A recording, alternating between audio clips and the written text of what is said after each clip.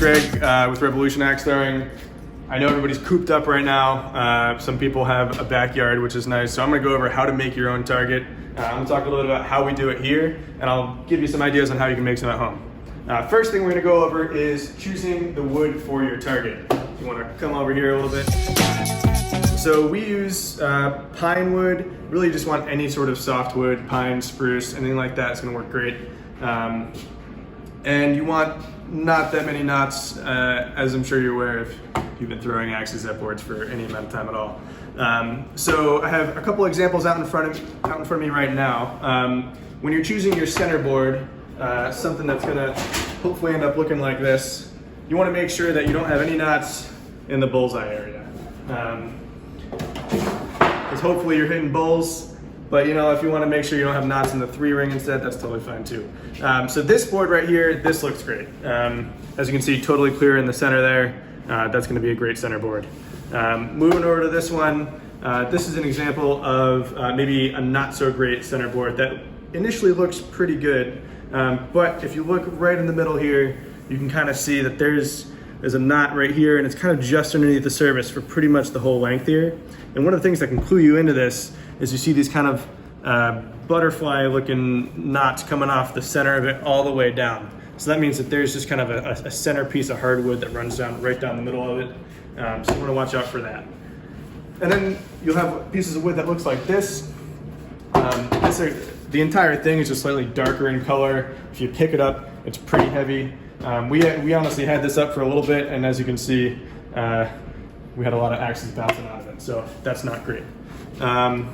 So I'm going to demonstrate on this one for now, because we'll be doing the at-home method of how to make a target, but realistically you want to go for something like this. All right, now that you've got your perfect board picked out, this is a 2x10 by 4 feet, so you can get an 8-foot long 2x10, cut it in half. And then this is going to be 2x10, and for those of you who are not familiar with lumber sizing, if it says it's 10 inches wide, 2x10 is actually 9.25 inches wide just there, and it's going to be 1.5 inches deep. That part doesn't matter as much. We do want to make sure we know that's 9.25 inches wide. We'll get there in a second though. First of all, drawing the lines on the target. We use these Montana paint markers. They're 15 millimeter tips. They work great. They get us the nice thick lines that we have. I understand these might not be as accessible to you when you're locked up in your house there. So we'll be making ours with just a Sharpie today. But that's what we use. We've gone through a few iterations of actually drawing the lines. As you can imagine, we're not actually perfect at making these circles.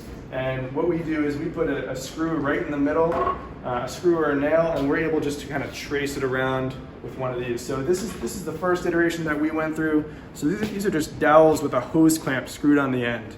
And the main thing to keep in mind here is just making sure that you got that right distance from whatever hole you're centering it around all the way out to the end. And keep in mind that the distances to each of the lines, which we'll go over in a second, you go to the outside of the line, not the inside.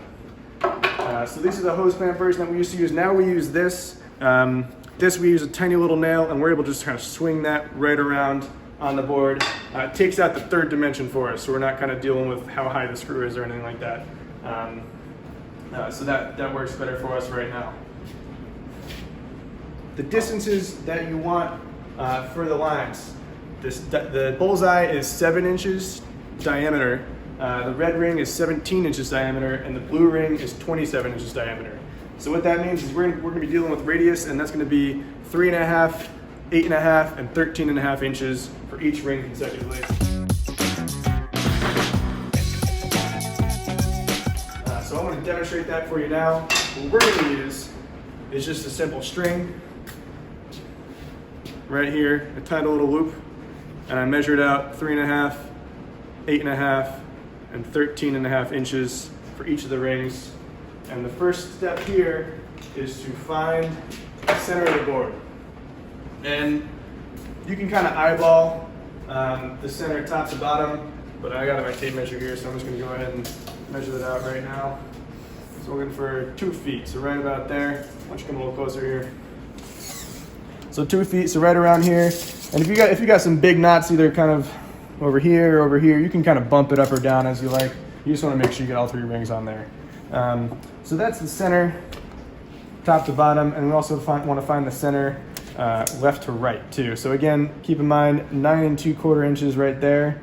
So half of that is going to be, I can do this math, it's going to be a little bit more than 4.5 inches, and I'm not going to do any more math than that today. So right about there. So you want to take your screw, just kind of anchor it in. Since we're using the rope,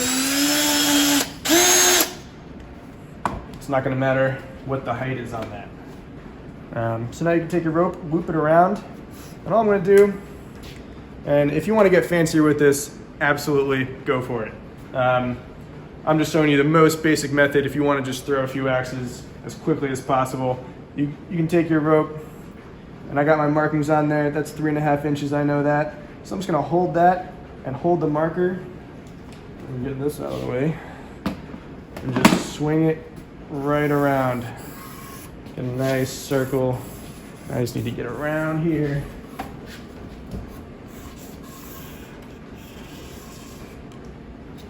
Right? Not the best circle, but you can throw axes at it, right? And you're going to beat it up anyway. So, bullseye, you get the idea. I'll do the red ring too. Why not?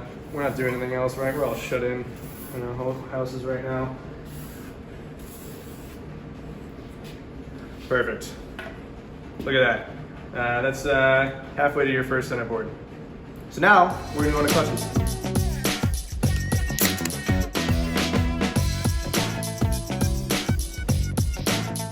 Clutch time. All right. So 7 points. Only thing better than a bullseye. Go for glory. Go for clutch. You got to have a clutch on your boards. For the purposes of our home target, we're just going to put the clutch right in the middle, at the center of the top of the centerboard. This is an example of one of the left side boards that we have here at Revolution Axe. As you can see, you might recognize the 3-point line and 1-point line from earlier. This is the clutch right at the top. The way that we make our clutches is we have this little jig right here. We just lay on right on top here. We take our green marker, trace right around the outside, and then our green paint marker and paint it in. We don't need this. We don't need that. Because we have Miller Lite. Thank you, Miller Lite. As you can see, it's the same size. So, if you have a beer can, you're golden. Or a soda can or whatever, but you know the way these things go.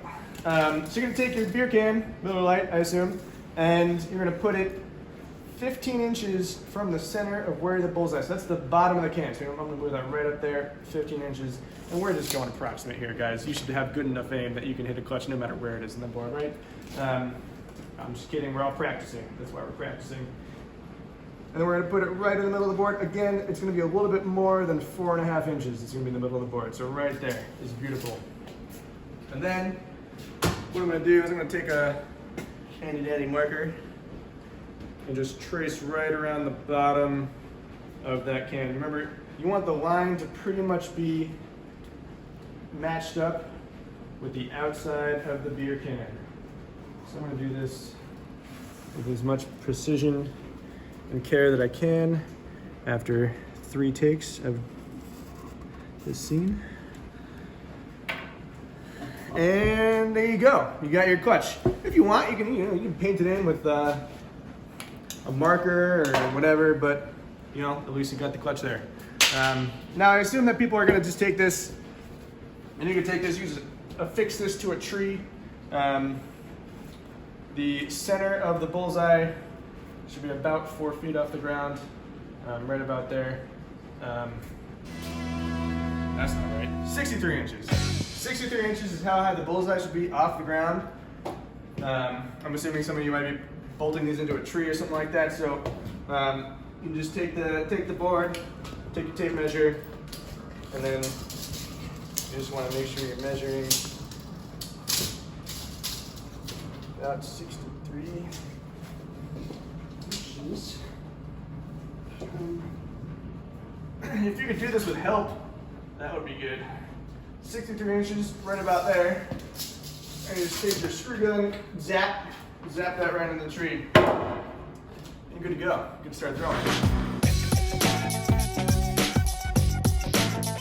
I've seen a couple more official setups. Sometimes people build frames out in their yard and they have the whole target, the center board, the sideboards, the whole bit. Get as fancy with it as you want. All the dimensions that you need are on ietf.com.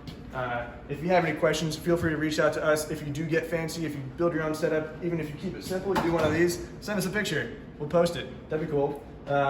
Maybe not today. It's raining out, but you know, start thinking, start planning, and stay safe, everybody.